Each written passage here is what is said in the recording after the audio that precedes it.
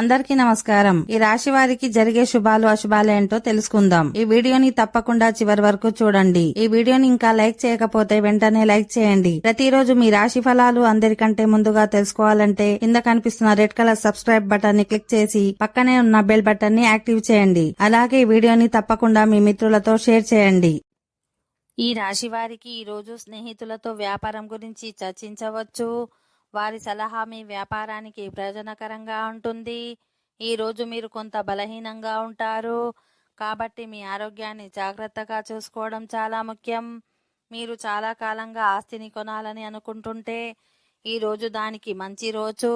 మీ జీవిత భాగస్వామి సలహా ఈ రోజు మీకు ఉపయోగకరంగా ఉంటుంది.